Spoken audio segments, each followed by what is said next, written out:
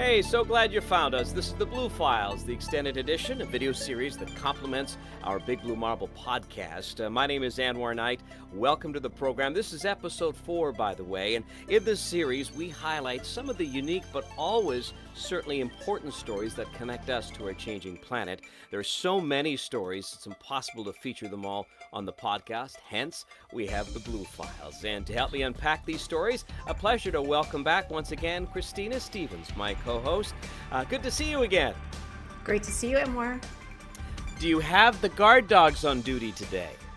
Well, we're trying something different. The big dog is out of the room, the little dog is in. We're reversing the situation, so hopefully calm will remain. Well, regardless whether they're 15 feet away or 6 feet away, the band is back together again. So let's do this, shall we? Absolutely. All right. We're going to head to Australia with details on a unique effort to help one of its signature species. Tell me about this. I love this story. Port Macquarie Koala Hospital. It was really active last year, the 2019-2020 wildfires that swept across much of Australia. There was an image that really captured people. It was Lewis. He was limping along a hot road affected by the fires, brought into this hospital. They worked and worked. And people really saw with him the plight that koalas were going through. Now this hospital is launching a new project, the first of its kind, where they're actually going to breed captive koalas, but the offspring are going to be sent out into the wild. I mean, of course, we've seen, captive animals bred before, but in this case, to send the koala offspring out in the wild is a new project. To give you an idea of the scope, about 60,000 koalas were either killed or seriously injured in those fires, and that represents about 1/5 of the entire population. So it's a pretty significant impact those had. And koalas, when they breed, they have babies, joeys, just like other marsupials. Yes, so Joeys, female koalas only have on average one joey a year. And it's a very delicate balance. They can be impacted by all kinds of stress, environmental, that kind of thing, which even means some years they don't have any. So that's what's made it so difficult. So they've got this breeding program, and it started out, this is an amazing GoFundMe story as well. They asked for about 25,000 Australian dollars, about 24,000 Canadian. They ended up with about $8 million, and that's what's allowed them to do this project. Not easy, though. They have to breed these koalas, and then they have to figure out where to send them because they don't want to have inbred koalas. So they have to carefully select healthy koalas, figure out where to send them. And when they do, they're going to track them all. They're going to put collars on them and track them for about 6 months to make sure they adjust well, they're in a good environment, all of that kind of thing. Well, this is really interesting. First of all, it's amazing to see that the public response. And I think, that was one of the stories. Had COVID not occurred, I think it would have been part of the catalyst to act the change that needs to happen, right? 2020 had so many amazing events, and the epic fires were one of them. And I should point out, by the way, we did an episode that our viewers may want to listen in. It's episode 10. It was called Australia's Animals Extinction by Fire. And we chatted with Martine Morona. She was a professor ecologist, and she talked about the impacts to wildlife that these fires have had, and the fact that it wasn't a surprise to people like her. They've been urging the government that this is, waiting to happen. But I want to backtrack. So when we look at the fires in 2019, 2020, over 17 million hectares were charred, which is just incredible. The mammals, the plants, the reptiles, 80% that you find in Australia are unique to Australia. So it's one of the rarest ecosystems in the world, and then there's that balance. So when you have something like fires happening, you mentioned about, trying to find a place to put them because a lot of their habitat is gone. But you mentioned they had success breeding koalas in zoos. That's not an issue, but this is a bold new attempt. And it's not just about the fires, though, is it? You said there's also many stresses. In the best case scenario, they may have one joey a year, but it's far from the best case scenario in a normal routine. Absolutely. I mean, koalas are already facing a number of stressors on their population. So it's their habitat, as you mentioned, now even more of it is gone. It was already being stressed because, of course, urbanization, development, so much of it is being taken up by human beings. There's inbreeding, which I also mentioned is going to be a challenge with this program. And disease, we often hear about that. This one with koalas is interesting. It's actually chlamydia, a sexually transmitted disease. So that's going to Wow. be means then they can't have healthy babies. That's also one of the challenges. They're going to Yeah. be so careful that the koalas they breed are all healthy, bred with other healthy koalas, and then they're going to try and keep it that way. So right now there's about 60 injured koalas that are there that are going to be part of this program, and very good news. They think they've already started. There are 3 Wow. females that they believe are pregnant with little joeys. Well, isn't that something? So already some preliminary success. We'll have to wait, of course. And you mentioned, and I think this probably surprised a lot of people. Chlamydia apparently is a real concern for koalas. It makes them infertile, and some experts say maybe 75% of the population. I'm not a biologist or an ecologist. I don't know how that works into the koala world, but I found it very startling. Of all things that creatures are, being impacted with, a sexually transmitted disease. It's almost bizarre, but it's certainly something that's causing problems. Absolutely. And again, that's so how do they plan to put these new koalas in a place where that won't become an issue? It's not easy, but it'll be exciting to watch and see how this unfolds. And they're kind of doing it as a pilot project for about the first 3 years. So I'm sure we'll be hearing a lot about it through that. Well, we'll keep on top of it, but also if it is a success, it validates everybody who believed in it and supported Absolutely. dollars to it, right? Because Australians take great pride, like many nations, of what their signatures or accolades, ambassadors of their nation are, and certainly koalas are a part of that. The government in New South Wales was suggesting that maybe by 2050, koalas in parts of the nation will become extinct. Absolutely. Some experts suggesting that they're in serious danger, other experts not so much. But these things are very hard to predict. And every small change that's made can have a big impact, whether, again, it's urbanization or some sort of disease. So when the numbers start to get low, some people might say, hey, nothing to worry about yet. But that can change so quickly. So that's why it's a good thing to keep an eye on. Without a doubt. Well, that's terrific. So I look forward to updates on that. Now, we're going to switch gears and head over to Spain because, as they say, the answer, my friend, is blowing in the wind. We're all familiar with wind technology. In fact, the generation of electricity or power, the harnessing of power from wind, is one of the fastest growing methods of electrical generation in the world. But some really exciting news, Christina. This is coming from Madrid. It's bladeless wind turbines. So this particular technology now will solve some of the major challenges with wind turbines. The thing is, it's loud, and two, it kills millions of birds, right? So there's a huge impact in that regard. So this changes all of that just in the way that the model and the way the template, the footprint of this system is. It's really fascinating. We're going to show some photos here.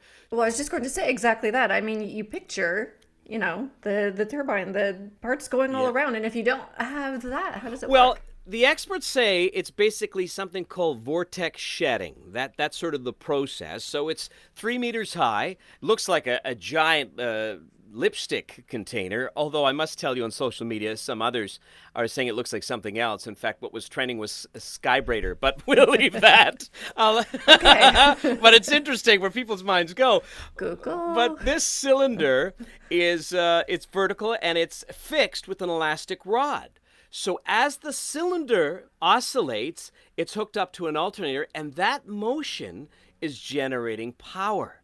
So you don't need the turbine mechanism. And as a result, there are many other advantages. It's relatively low cost. There are no gears, which means no oil, so it's eco-friendly.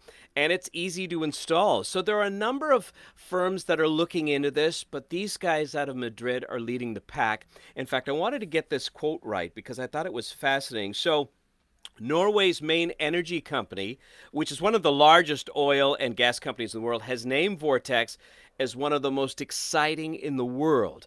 So that is pretty high praise, a pretty good endorsement. And I think it is going to change things. And this was a 16-member startup. And now there has been interest from around the world on these these bladeless turbines that generate power. It seems kind of futuristic, doesn't it? Yeah. I mean, at some point, all of these things do, but just to think of this right now, sort of where we're at with other technologies, it just seems light years ahead. Well, and I think, you're right, because as I mentioned, wind energy has been around for a long time. So I'm hoping this is now going to once again be another incentive for nations to say, let's embrace green technology. Not only are they suggesting the conventional ones, which are 3 meters, 10 feet tall, but there's also smaller units that can be just attached over your garage at your home. So you could do solar power during the day, and at night you have these little tiny cylinders hooked up to your home. You're generating power at night as well. So I think this is a perfect fit, and I think it's really cool. Very exciting stuff. Absolutely. Or climates like here where maybe there's a lot more rain and clouds, so the solar power often doesn't pay off. But if you had individual wind power, absolutely, you could see that working. So our next story, I think, could be in the sci-fi files because it deals with what is called the blob and millions of dying jellyfish. Now, you're on the West Coast, so you're close to a beach, to an ocean. Have you seen some of the jellyfish roll up onto the beaches there? Not this specifically, but it's interesting because I think a lot of people, in Ontario, when they picture beach, it's Lake Ontario or cottage country or perhaps the Caribbean, just sand or Yeah. just rocks. When you walk on the beaches of the west coast of Canada or the States or the East Coast, a lot of times it's going, crunch, crunch. And it's interesting the things that you're actually walking on or across. This takes it to a whole new level. It would be crunch, crunch, crunch. So there are a lot of kinds of jellyfish. One is called a by-the-wind sailor jellyfish. It kind of almost has a little sail, just drifts along the top of the water. So every year colonies of them do become stranded on the shore. So a certain number of them, it's normal. And maybe you wouldn't even notice it, numbering in the thousands. But every once in a while, there are events where millions of them wash ashore. So a group in the U.S. decided they should take a look at this. So they've been studying the strandings over the last 20 years. It's happened about 500 times, 300 beaches up and down the coast. Wow. They've found that the worst are the spring months in the last few years, 2015 to 2019. Now, here's what makes it interesting. Those months have coincided with what you mentioned is the blob. I feel like we have to say the blob. And it's a fancy or not so fancy name for a massive marine heat wave. It's an intense warming of the Pacific, and it's caused other things. There's been massive die-offs of birds, baleen whales, sea lions. It's had quite an impact. Now, here's a sort of the reverse part of this, what makes this so interesting. That blob, the warming, has actually increased food sources for these jellyfish, which has meant a huge boom in the number of jellyfish. And then that's why there's a big boom in the number of dead jellyfish. So it's not that proportionately, like you would assume, this is a terrible thing for jellyfish, suddenly so many more are dying. It's interesting because it's more that there are just so many more to die. So it's kind of a reverse, way that the impact of warming, how it can actually increase certain populations while it decreases others, all of which throws everything out of whack. But it's what kind of makes this story so intriguing. And the thing is, at the end of the day, it's still the balance of nature is off. So on one hand, you're right. It doesn't exactly. It's not a good thing by any means. And I want to show these images, by the way, for our viewers when we talk about this blob. So this is 2014 and 2019. You can see how significant this is. This stretches 3 to 4 million miles. So it's not just a small pocket. And it's interesting, too, that scientists have said there are varied degrees of the depth of the warmth. Some 65 feet, some go down to 400 feet. So whatever's living in that or depends on, regulated ocean temperatures, it does have an impact. And as you mentioned, it has had significant declines of certain species because that balance is gone. And scientists are still wondering about this, suggesting there are natural weather patterns that could be a part of this, less wind, more sun, but certainly climate change, because the oceans, they're the ones, the oceans are the entities that really absorb the most heat when we warm up the planet. It is only going to magnify, intensify if this trend continues. You mentioned some of the other species. Well, actually, it brought to mind an issue that's been quite an issue on the West Coast for a few years now. It's similar, not exactly the same, and it's sea stars. We call them starfish as well, Sure. and they call it sea star wasting. It is completely out of a sci-fi movie where Wow. the starfish, they're often on the rocks. Yeah. Certain kinds of them, they basically turn into a blob. They kind of gel and their limbs fall off and they just die, and it's wiped out entire types of sea stars. Now, they're not necessarily saying it's specifically because of that specific intense heating in certain Right. areas, more of a general warming that as the water temperature goes up, even average water temperatures by, a fraction. Sure. If it goes even up by a fraction of a degree, it can make that kind of a difference. And that somehow, again, science is still catching up to all of this, but that's their best working theory at the moment, is the water is too warm and it's causing them to basically turn into jelly. So it's interesting, to see the different impacts and how they're all linked, and what impacts one more than the other. It's kind of amazing. Well, actually. it really is. So this is this is some of the things that we like to highlight. Again, it shows the connection between what we do in our daily lives and nature and the changing planet. So what could be just something fascinating, seeing a jellyfish on a local beach, to maybe some people have taken images of a whole bunch, thousands washed ashore, and now you can see sort of the reason maybe behind that, and then the broader picture from it. So fascinating stuff. This has been a lot of fun, Christina. Absolutely. I want to thank you once again, and we look forward to doing some more stories on episode 5 here of the Blue Files. Wait until you see what we have in store. Even better than the blob. The blob. Oh, maybe The blob. I just like saying the blob. the blob. We need like a scary sound effect now for that. Or a reverb. The blob. Thank you so much, Christina. Look forward to seeing you next week. Thank you.